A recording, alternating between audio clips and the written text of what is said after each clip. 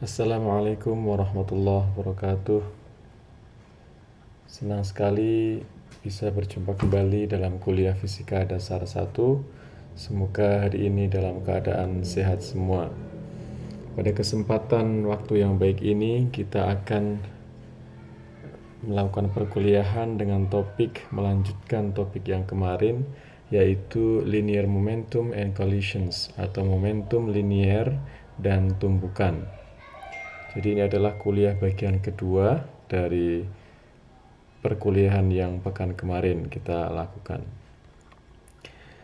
Baik, seperti yang telah kita sampaikan pekan kemarin, bahwa kita sudah membahas tentang momentum, ya, besaran fisika atau besaran vektor, ya, yang dimiliki oleh benda yang bergerak, ya. Semua benda yang bergerak memiliki momentum. Kemarin sudah kita bahas. Juga kemarin kita sudah membahas impuls, ya, dan juga conservation of momentum atau kekekalan momentum. Nah, pada kesempatan waktu yang baik ini kita akan membahas beberapa subtopik. Di antaranya adalah first dimension collision atau tumbukan dimensi 1 dan second dimension collision, tumbukan dimensi 2, ya, berupa sumbu XY, dan yang terakhir kita juga akan bahas the center of mass, ya, atau pusat massa. Baik, sedikit kita mereview dari pertemuan kemarin. Pada kekekalan momentum, ketika ada dua buah objek, dua buah bola saling mendekat, ya, karena dua buah bola ini masing-masing bergerak menuju satu sama yang lain, maka kedua buah bola ini punya momentum, ya, momentum. Nah, setelah bergerak saling mendekat satu sama lain, bola mengalami tumbukan, ya, bola mengalami tumbukan. Setelah tumbukan, bola juga bergerak saling menjauh satu sama lain, sehingga bola 1 dan bola 2 juga punya momentum. Momentum sebelum tumbukan kita sebut dengan initial momentum atau momentum awal. Momentum setelah tumbukan kita sebut dengan final momentum, ya, atau momentum akhir, ya, momentum setelah tumbukan. Nah, kemarin kita sudah membahas, ya, bahwa in an isolated and closed system, dalam sebuah sistem yang terisolasi dan tertutup, ya, the total momentum of the system remains constant in time, ya. Momentum totalnya pada sistem tersebut akan cenderung konstan, ya. Jadi momentum totalnya akan konstan, ya. Momentum totalnya akan konstan. Apa itu isolated system? Isolated system is no external force. Jadi yang dimaksud dengan sistem terisolasi adalah apabila di dalam sistem tersebut tidak ada gaya eksternal, tidak dipengaruhi oleh gaya luar, ya. Selain isolated system ada juga closed system, ya. Apa itu closed system? Closed system is no mass enters or leaves. Tidak ada, ya, massa objek yang masuk atau yang meninggalkan sistem. Jadi pada kondisi sistem, ya, ini sebuah sistem yang terisolasi dan tertutup, momentum totalnya itu akan cenderung konstan, ya. The linear momentum of each colliding body may change, ya. Jadi momentum linear pada setiap objek yang mengalami tumbukan itu akan cenderung berubah, ya, mungkin cenderung berubah, ya, may change. Maksudnya bagaimana? Maksudnya momentum linear ini perhatikan, momentum linear of each colliding body, ya. Momentum linear pada setiap objek yang mengalami tumbukan. Nah, ini bisa diperhatikan, ya. Objek yang mengalami tumbukan sebelum terjadi tumbukan itu punya momentum I. Kemudian setelah mendekat dan terjadi tumbukan, momentum akhirnya setelah tumbukan itu adalah PF atau momentum final, ya. Nah, antara PI dan PF itu adalah beda, ya.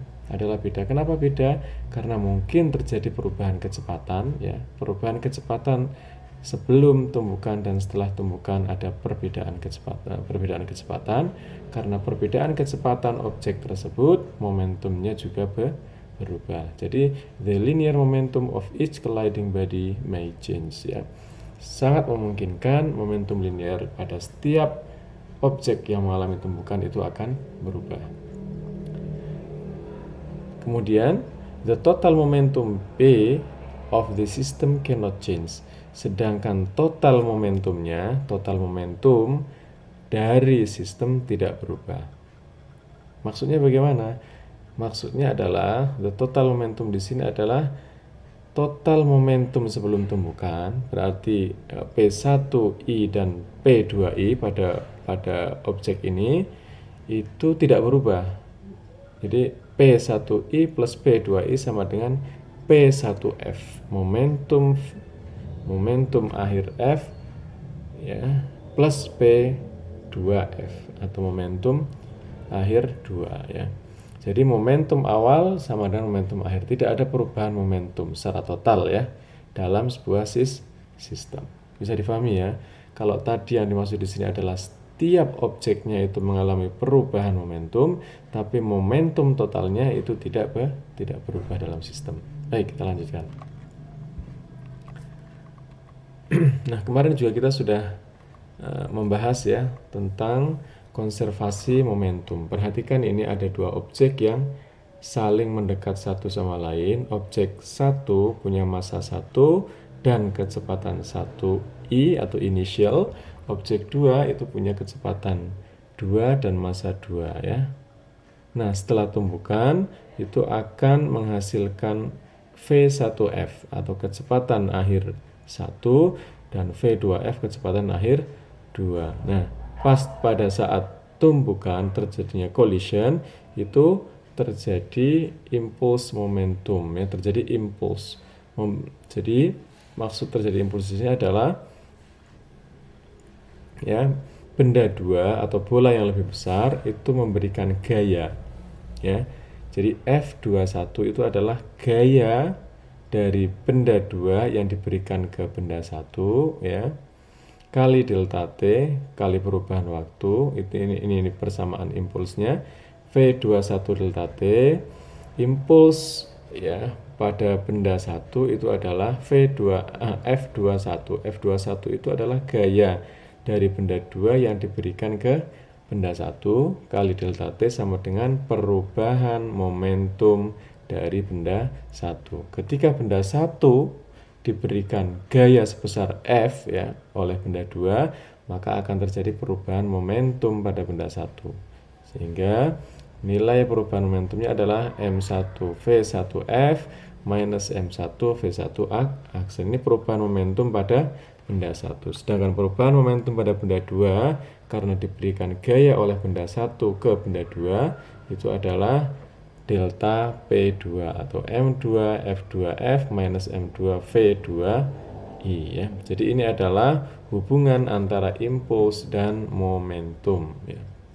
Nah, kita tahu seperti yang kita lihat di sini, pada saat tumbukan itu F21 delta T sama dengan minus F12 delta T, ya. Punya gaya yang sama, hanya arahnya yang berlainan. Jadi F21 dan F12 itu nilainya sama, tapi arahnya berlawanan. Sehingga F21 delta T sama dengan minus F12 delta T. Kemudian dari dari persamaan yang ini kita dapatkan F21 delta T itu adalah M1V1F minus M1V1 initial, ya, V1 awal, sama dengan minus M2V2F minus M2V2I. Sehingga kita dapatkan M1V1I plus M2V2I sama dengan M1V1F plus M2V2F. Ini adalah hukum kekekalan momentum, di mana jumlah total momentum sebelum tumbukan dan momentum setelah tumbukan itu sama, ya. Bisa dipahami, ya. Jadi kita sudah bisa mendapatkan hukum kekalahan momentum, di mana momentum awal sama dengan momentum akhir.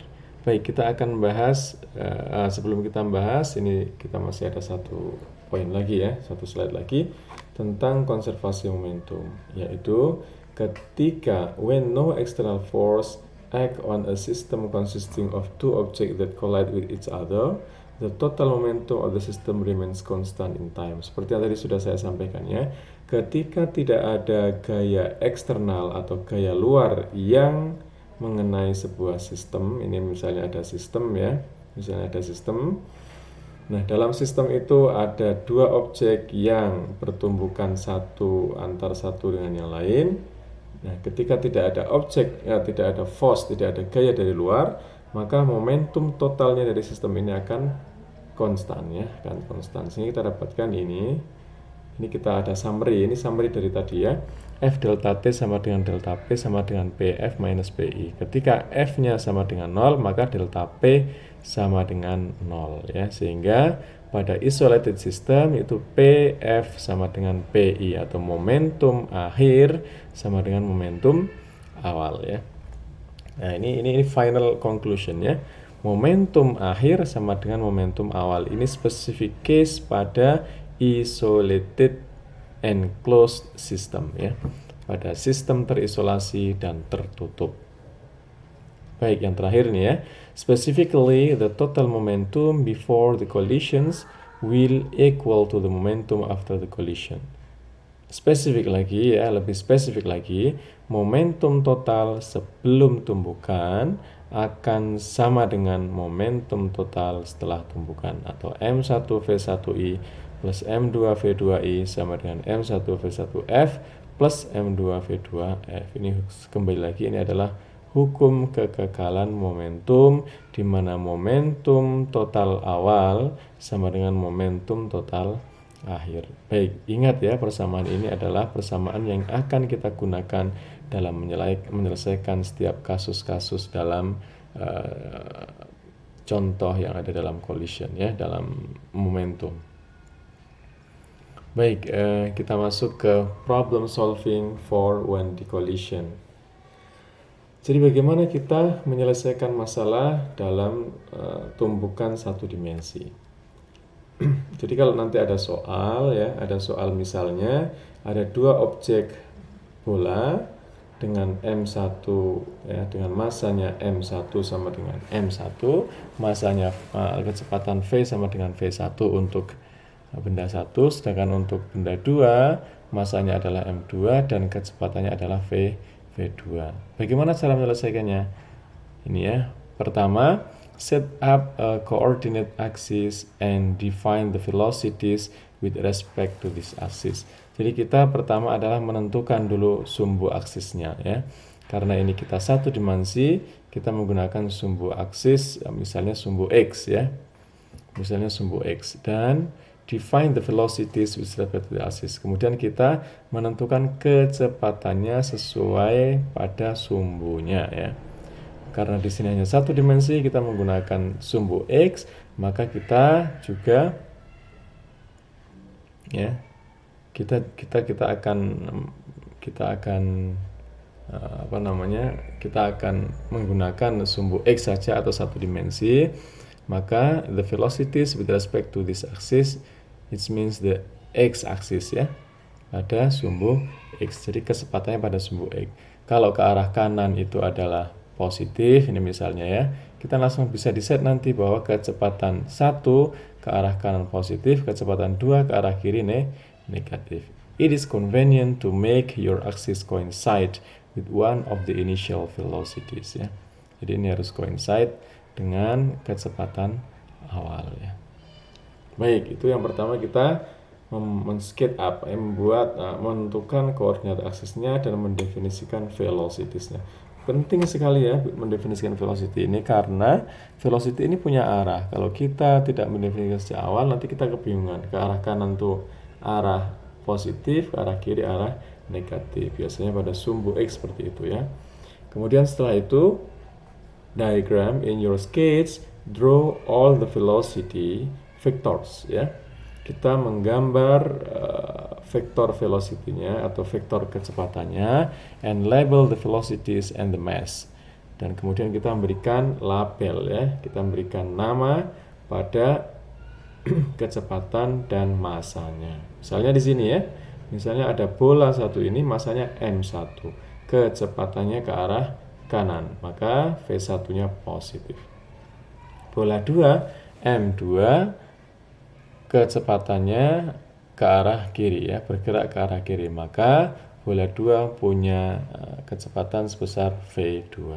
Nah, kita harus harus give labels the velocities and the mass dalam gambar ya. Baik, paham sampai di sini ya. Kemudian setelah kita menentukan semuanya, termasuk menentukan sumbu X-nya, ke arah mana positif dan negatifnya, juga memberikan label. Yang ketiga, kita write a general expression for the total momentum of the system before and after the collision. Kita mulai untuk menuliskan persamaan momentum total sebelum tumbukan dan setelah tumbukan. Ini cara menjawab soal tadi ya. Jadi kita menentukan momentum total dari sistem sebelum dan setelah tumbukan. Equate the two total momentum expression ya. Fill in the known values. Kemudian kita masukkan angka-angkanya, misalnya M1, V1, M-nya positif, V1-nya juga positif, angkanya berapa, M2-nya positif, F2 negatif, dikasih tanda kurung biar nanti nggak kebingungan ya, kasih tanda kurung, sehingga M2 dalam tanda kurung minus V2, dengan V2 M2 nilainya ditentukan sama dengan M1 V1 final plus M2 V2 final ya. Jadi kita langsung masukkan ke dalam persamaan setiap variabel yang diketahui. Paham ya? Kemudian conservation of energy. If the collision is elastic, khusus pada kasus tumbukan lenting sempurna ya, tumbukan elastik, perfect elastic, write a second equation for conservation of kinetic energy. Kita menulis ya, kita coba tulis persamaan keduanya, persamaan kedua yaitu persamaan hukum konservasi energi atau hukum kekalahan energi, khususnya kekalahan energi kinetik ya. Jadi energi kinetik sebelum dan setelah tumbukan sama. Ini khusus pada kasus tumbukan elastik sempurna ya, tumbukan lenting sempurna. This only applies to perfectly elastic collision ya. Ini hanya digunakan pada tumbukan elastik sempurna, yaitu persamaan hukum kekekalan energi kinetik, di mana energi kinetik sebelum tumbukan sama dengan energi kinetik setelah tumbukan. Seperti kita ketahui bahwa energi kinetik itu punya persamaan EK sama dengan setengah MV1 kuadrat. Nanti tinggal menentukan aja MV1 itu M-nya sumbu X, V-nya sumbu X ya, kemudian M-nya sumbu X, V-nya sumbu X untuk objek 2, sehingga kita bisa menghasilkan kita bisa menghasilkan persamaan baru ya. Baik, ini adalah cara menyelesaikan soal. Tadi ada 4 tahap. Yang pertama kita membuat kita menentukan aksisnya, sumbunya, kemudian kita menentukan arahnya kecepatan ke kanan positif ke kiri negatif, kemudian kita menentukan persamaan momentum total atau total momentum dengan P1 plus P2 sama dengan P1F plus P2 plus P2F. Dan yang terakhir untuk perfectly elastic collision itu kita menggunakan persamaan hukum kekalahan energi kinetik ya, yaitu EK1 plus EK2 sama dengan EK1F plus EK2F setengah MV1 kuadrat plus setengah MV2 kuadrat sama dengan ya setengah MV final kuadrat plus setengah MV2 final kuadrat.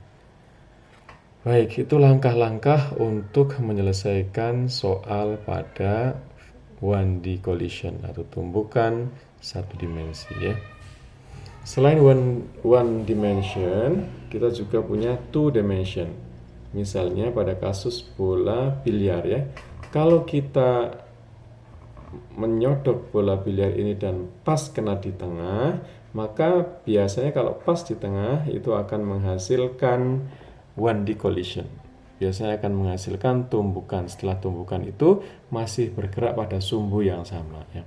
Tapi kalau kita mengenakan bola biliar ini di sebelah samping ya, sebelah samping sehingga sedikit meleset, maka nanti kita akan memungkinkan untuk menghasilkan gerak pada benda bola 1 dan 2 itu tidak searah geraknya ya, sehingga akan menghasilkan 2D collision, 2 dimensi collision, tumbukan 2 dimensi ya.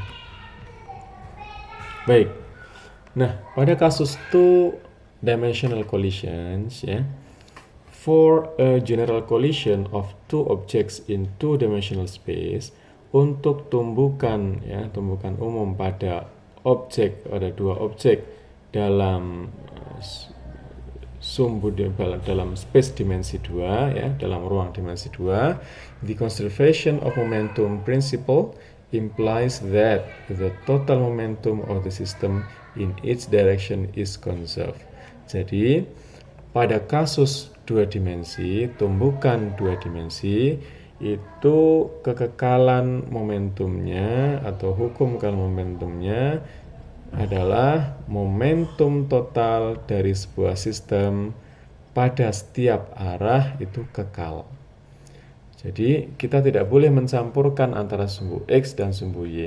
Kita harus menarik ke sumbu X dulu dan menarik ke sumbu Y dulu. Dan setiap sumbu itu total momentumnya adalah kekal ya, conserve. Sehingga kita bisa menggunakan persamaan ini ya.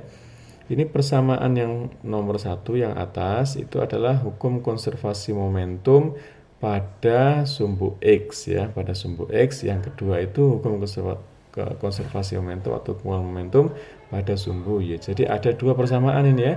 Pada sumbu X itu kekal, pada sumbu Y juga kekal momentumnya. Sehingga kita bisa menggunakan dua persamaan ini.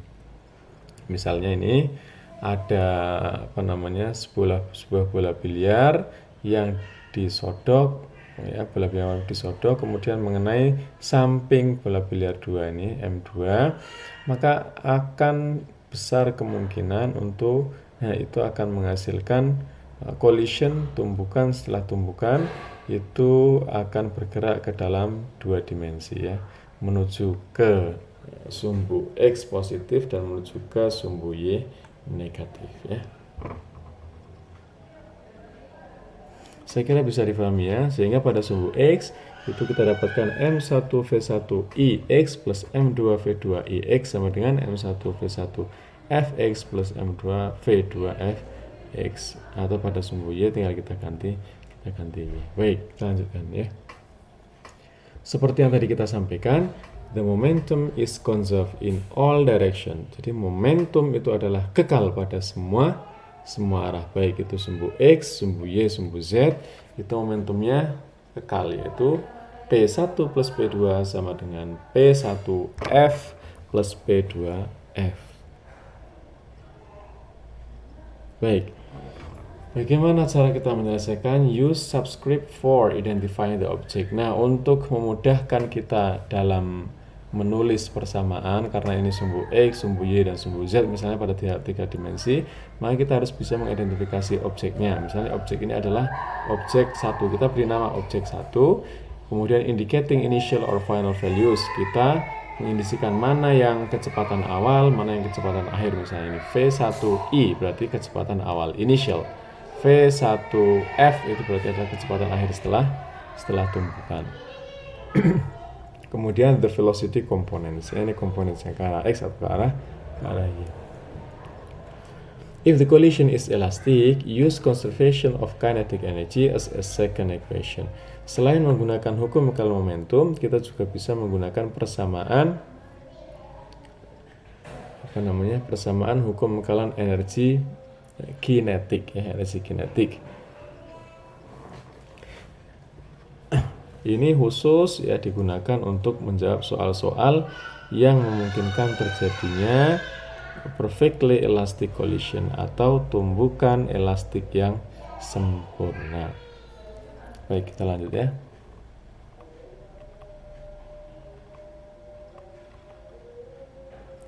Glancing collisions, misalnya ini ada tumbukan yang meleset ya. Maksud dari tumbukan meleset ini adalah kita hanya mengenai bagian samping dari bola M2 sehingga nanti akan menghasilkan kinetic energy yang saling menjauh ya, Jadi kita membutuhkan dua dimensi X dan dimensi Y. Nah, the after velocities have X and Y components ya. Kalau kecepatan itu sudah punya ya, the after velocities have X and Y components ya. The after velocities have X and Y components ya. Jadi kecepatan akhirnya, karena kecepatan akhirnya itu berada pada dua dimensi, maka harus mempunyai dua komponen ya, komponen X dan komponen Y. Makanya momentum is conserved in the X direction and in the Y direction. Ini ya, momentumnya conserved, kekal di di arah X ataupun di arah Y. Apply the conservation of momentum separately to each direction. Kemudian yang terakhir itu kita menggunakan ya persamaan hukum kekal momentum ya yang digunakan secara terpisah untuk sumbu X dan sumbu Y. Baik, sampai sini ada yang ditanyakan? Atau mungkin nanti setelah selesai semua presentasi ya baru kita diskusi ya. Baik, kita lanjutkan ya. Ini adalah 2D collisions example ya. Ada contoh tumbukan dua dimensi. Particle 1 is moving at velocity v1 ya. Partikel 1 warna biru bergerak dengan kecepatan v1. Karena ini sedang bergerak dengan kecepatan v1 sebelum tumbukan, maka kita sebut dengan v1i atau initial ya. Kemudian in the x direction the initial momentum is m1 v1 atau m1 v1. Ini initial momentumnya. In the y direction the initial momentum is 0. Pada sumbu y itu momentum awalnya adalah 0 ya.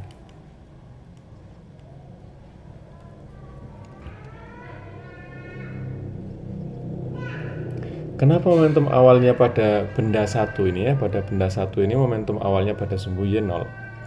Karena benda satu ini totally bergerak ke arah sumbu X. Maka sumbu Y-nya adalah 0, tidak punya momentum di sumbu Y. Hanya punya momentum di sumbu X. Nah, ini before the collision. Ingat ya, ini before the collision. Ini ada dua bola sebelum tumbukan. Bola satu bergerak ke arah sumbu X, maka sumbu Y-nya momentumnya tidak ada, 0. Yang ada adalah ya momentum pada sumbu X dengan nilai m1v1. Nah, setelah tumbukan ya, after the collision the momentum in the X direction, perhatikan ini, setelah tumbukan antara bola orange sama bola biru, maka terjadi hasil tumbukan ke arah dua arah ya. Dua arah, ke bawah untuk bola kedua dan ke atas untuk bola satu. Sehingga kita harus mengidentifikasi dan memberikan label ya, variabel pada setiap benda. Pertama, yang warna biru kita beri label V1F. Ini kecepatan 1 dengan cos theta ya. Kenapa cos theta, Pak? Karena ini pada sudut theta tertentu, sehingga kalau kita arahkan ke sumbu X, itu nilainya adalah V1F cos theta, ke arah sumbu Y V1F sin theta. Sehingga after the collision the momentum in the X direction is, pada kondisi setelah tumbukan, momentum yang menuju ke arah sumbu X itu adalah nilainya M1 V1F cos theta plus M2 V2F cos P ya. Jadi ini adalah momentum total pada sumbu X ya. Baik, sehingga After the collision, the momentum in the y direction is m1 v1 f sin theta plus m2 v2 f sin theta. Nah, ini pada kondisi pada arah sumbu Y, itu kita peroleh ini ya. Bagaimana kita bisa mendapatkan persamaan ini? Kita menggunakan rumus ini ya, bahwa hukum mekanikal momentum sebelum tumbukan sama dengan momentum setelah tumbukan. Nah, momentum sebelum tumbukan ini pada arah sumbu Y ya, itu M1 V1I, karena tadi bendanya bergerak ke arah sumbu X sebesar V1, karena ke arah sumbu X maka ke arah sumbu Y momentumnya tidak ada, sehingga M1 V1 adalah 0 nilainya ya. Ini plus 0. Kenapa ini 0? 0 ini adalah pada objek kedua yang sebelum tumbukan objeknya berhenti. Karena objeknya berhenti maka momentumnya juga 0 ya, momentumnya juga 0.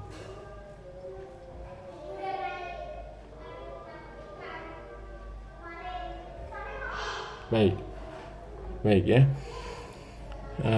Ini momentum sebelum tumbukan nilainya 0 plus 0. Momentum setelah tumbukan itu M1 V1 F sin theta ya, ke arah sumbu Y, berarti ini ditarik ke arah sumbu Y, berarti sin theta minus M2 V2 F sin theta ya, minus V2 F2 M2 V2 F sin theta. Sehingga ini karena ini minus kita bisa pindah ke sini ya. M2 V2 F sin theta sama dengan M1 V1 F sin theta. Jadi ini adalah persamaan momentum ke arah sumbu X dan sumbu Y. If the collision is elastic, apply the kinetic energy equation. Kita juga bisa menggunakan pendekatan pakai hukum mekanikal energi kinetik kalau tumbukannya adalah lenting sempurna atau perfectly elastic collision. Kita dapatkan ya, EK1 plus EK2. EK1 nya adalah pada bola benda yang bergerak sebelum tumbukan, itu adalah EK1. Karena bendanya bergerak maka punya EK1 plus EK2.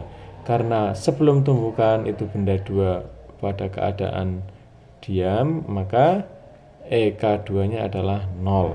EK2 nya adalah 0. Jadi itu sama dengan setengah MV1 kuadrat F plus setengah M2 V2 kuadrat F. Baik, kita lanjutkan ya. Ada contoh soal ini ya. Contoh soal collision at an intersection, tumbukan pada persimpangan jalan ya. Ini ada mobil warna krem ya yang bergerak menuju ke persimpangan, juga ada mobil warna biru yang bergerak menuju ke persimpangan.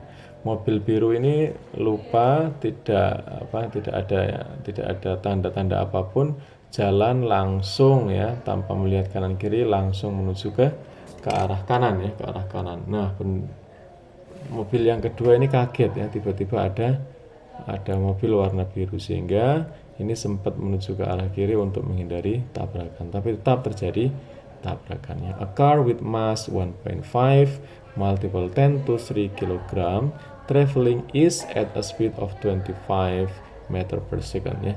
Jadi mobil warna krem ini bergerak dengan kecepatan 25 meter per second ke arah sumbu X ya. Sehingga kita menulisnya 25I. I itu adalah vektor satuan yang menuju ke arah sumbu X, ini vektor satuan ya. Kemudian collides at intersection, collides tumbukan mengalami tabrakan at intersection with a 2.5 multiple 10 to 3 kg van traveling north. Jadi with a 2.5 multiple 10 to 3 kg van ya. Ini mobil van ya. Ini mobil car yang masanya 1,5 10 3. Ini mobil yang masanya 2,5 10 pangkat 3 yang bergerak ke arah utara ya, menuju ke persimpangan dengan kecepatan 20 meter per sekon. 20 J meter per sekon, vektor satuan. Pertanyaannya, find the magnitude and direction of the velocity of the wreckage after the collision, ya. Assuming that the vehicles undergo a perfectly inelastic collision and assuming that friction between the vehicles and the road can be neglected, ya. Jadi tidak ada gesekan. Ya, kita anggap tidak ada gesekan, ya, antara mobil dengan jalan. Tidak ada gesekan, ya. Jadi seolah-olah mobilnya itu bergerak pada lantai yang licin, ya. Kita abaikan friction antara vehicles and the road. Baik. Bisa dipahami, ya. Pertanyaannya adalah find the magnitude and direction of the velocity. Kita ditanya berapakah kecepatannya setelah tumpukan, ya, dan arahnya. Ini mobilnya jadi satu, ya. Baik, kita lihat.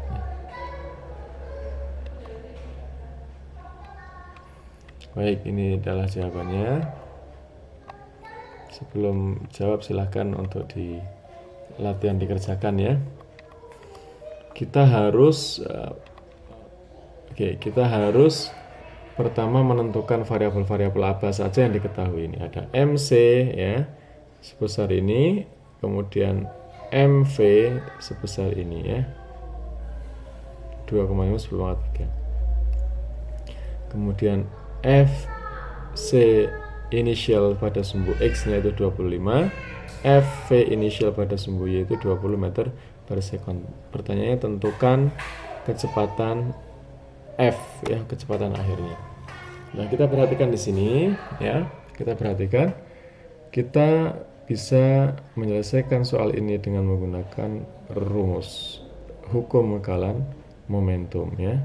Karena benda ini setelah tumbukan jadi satu, ya.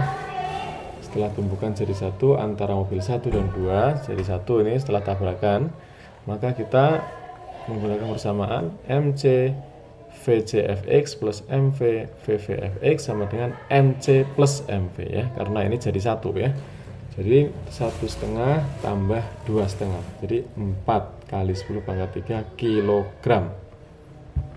Ya, tinggal kita masukkan saja variabel-variabel yang diketahui ke dalam persamaan ini. Kita akan dapatkan, ya, hukum mekalan momentum di sumbu X. Begitu juga untuk sumbu Y, kita juga bisa mencari, ya.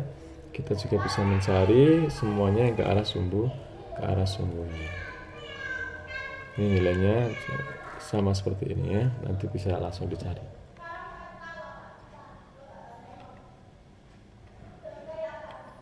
Nah, itu adalah nanti kalau kita menggunakan persamaan ini, kita akan mengetahui berapakah VF-nya, kecepatan akhirnya. Kalau kecepatannya sudah diketahui, kita tinggal mencari sudutnya, ya. Kita mencari sudut terhadap jalan. Sudutnya adalah itu, ya.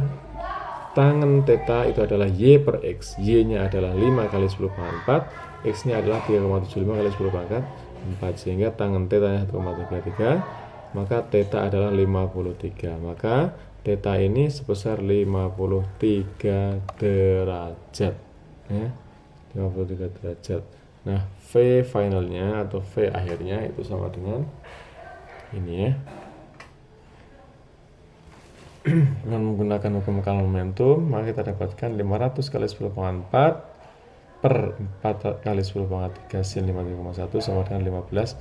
Maka kecepatan akhirnya adalah 15,6 setelah terjadi tumpukan yang sangat keras antara dua mobil.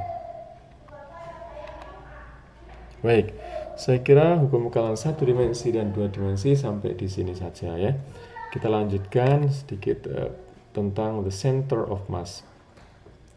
Apa itu the center of mass? How should we define the position of the moving body?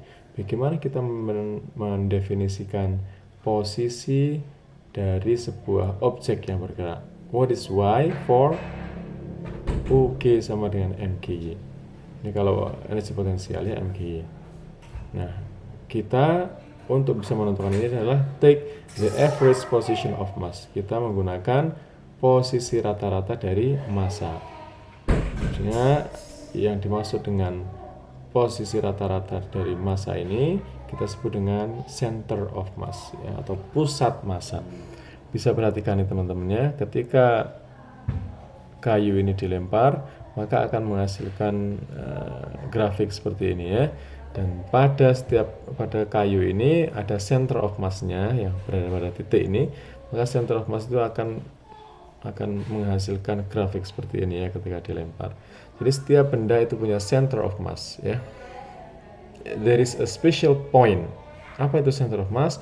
There is a special point in a system or object. Ada titik yang khusus ya pada sistem atau objek yang kita sebut dengan center of mass that move ya as if all of the mass of the system is concentrated at that point. Ya, move as ya.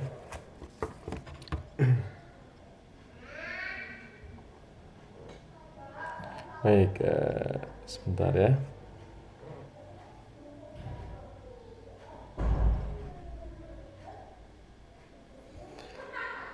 Jadi center of mass itu adalah yang bergerak ya, yang bergerak seolah-olah as if all of the mass, seolah-olah semua massa, all of the mass of the system, semua massa dari sistem is concentrated at that point, terkonsentrasi hanya pada titik itu aja. Kalau tadi teman-teman lihat ada kayu yang dilempar itu, maka kayu seolah-olah pusat massanya di situ, seolah-olah ada massa dari sistem yang terkonsentrasi di situ ya, terkonsentrasi di situ. Nah, itu kita sebut dengan center of mass ya. The center of mass of an object or a system is the point. Jadi titik saja nih, titik pusat massa itu titik yang paling kecil yang pas di daerah massa itu. Jadi kalau misalnya massanya simetris, maka pusat massanya di tengah-tengah ya. Tapi kalau massanya kalau bendanya nggak simetris, objeknya nggak simetris, itu kita harus cari pusat massanya ya. Where the object or the system can be balanced in the uniform gravitational field, di mana ya objek atau sistem itu bisa seimbang dalam medan gravitasi universal. Baik, kita lihat ya, the center of mass ini. The center of mass of any symmetric object lies on an axis of symmetry and on any plane of symmetry. Jadi pusat massa pada objek yang simetris ya, itu berada pada aksis yang simetris ini, simetris ya, on any plane of symmetry, atau pada sumbu yang simetri ini, pada sumbu ya, sumbu.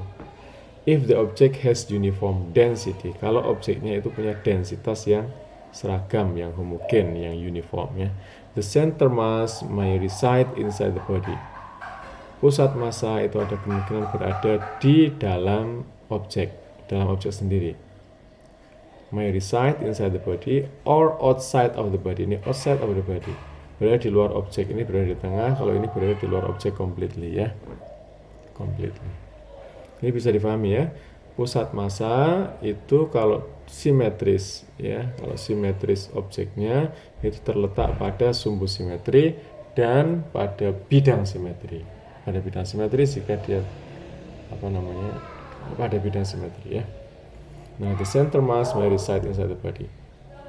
Pusat massa itu mungkin berada di dalam objek itu atau di luar objek ya, or outside the body. Baik, where is the center of mass? Di mana pusat massanya? Ini misalnya ada particles ya, ada bola, two bodies in one dimension, ada dua bola dalam satu dimensi. Kita diminta menentukan di manakah center of mass-nya atau CM-nya, pusat massa. Nah, kita harus menjawab soal seperti ini ya. Pertama kita menentukan sumbu X, kemudian kita menentukan materialnya berupa bola itu, kemudian kita menentukan CM-nya, center of mass-nya yang bagian paling sini ya, center of mass-nya di antara dua objek. Nah, jarak dari sini adalah ke center mass X, jarak ke benda 1 X1, jarak ke benda 2 X2. Kita menggunakan persamaan ini ya, X CM sama dengan M1 X1 plus M2 X2 per M1 plus M2. Ini adalah beberapa contoh pusat massa ya, for many particles in three dimensional ya. Pusat massa pada banyak partikel dalam 3 dimensi. Ini bisa kita tentukan masanya. Baik, ini contoh soal ya. Assume M1 is 1 kg, M2 is 3 kg, and X1 1 meter, X2 5 meter. Where is the center of mass of these two objects? Ini menggunakan persamaan yang tadi ya. Persamaan yang ini. X sama dengan M1X1 plus M2X2 per M1 plus M2 ya, plus M2. Ini tinggal langsung aja sampaikan ya. X1-nya diketahui ya, X2-nya juga diketahui. Kita tanya X-nya ini, pusat massa dari dua objek M1 dan M2. Nanti akan ketahuan. Silahkan buat latihan di mana jawabannya ya. Kita menggunakan persamaan ini. Baik, kemudian center of mass for a system of particles. Ada banyak partikel ya, particle system particles. Kalau ada two bodies and one dimension, ada dua objek dalam satu dimensi, kita menggunakan persamaan X ya, X atau X center of mass sama dengan M1S1 plus M2S2 per M1 plus M2 ya. Nah, general case-nya and bodies and three dimension. Pada kasus banyak objek dan 3 dimensi, kita menggunakan persamaan ini ya. Tolong nanti ditulis, dibuat latihan soal biar mudah dioret-oret ya, jangan di awang-awang menggunakan slide saja. Ini ada contoh ya. 3 particles of mass ya, ada 3 partikel yang punya massa M1 1,2 ya, ini M1-nya 1,2, M2-nya 2,5, M3-nya 3,4 kg. Form an equilateral triangle of edge length 140 cm. Ini adalah 3 partikel membentuk segitiga sama sisi dengan sisinya adalah 140 cm ya, jadi A-nya 140, sisi kiri, kanan dan juga sisi bawah semuanya adalah 140 cm. Where is the center of mass? Di mana pusat massa dari 3 partikel ini? Kalau massa pertamanya, kalau partikel pertama berada pada sumbu 0,0, partikel kedua berada pada sumbu 140,0 dan partikel ketiga pada sumbu 70,120 as shown in the figure below. Maka kita bisa menyelesaikan persamaan dan menggunakan persamaan ini ya. Kita uraikan ke sumbu X dan sumbu Y. Sumbu X-nya itu adalah 1/M besar kali M besar kali sigma MI X XI sama dengan M1S1 plus M2S2 plus M3S3 per M1 plus M2 plus M3. Ini sama ya, kecuali yang membedakan hanya pada sumbu X dan sumbu Y saja.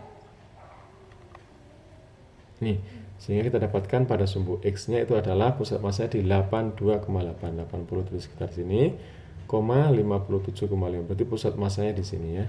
Jadi tidak pas di tengah karena massa bendanya tidak sama. Kalau massa bendanya sama, sebenarnya pas di tengah ya, karena tidak sama. Baik, kita lanjutkan. Gerak pada sistem partikel. Motion of a system particles. Assume the total mass M of the system remains constant. Kalau total massnya itu konstan nilainya, we can describe the motion of the system in terms of the velocity and acceleration of the center of mass of system. Kita bisa mendeskripsikan gerak dari sistem ya, gerak in terms of velocity and acceleration ya, dengan menggunakan velocity dan akselerasi percepatannya pada pusat massa dari sistem.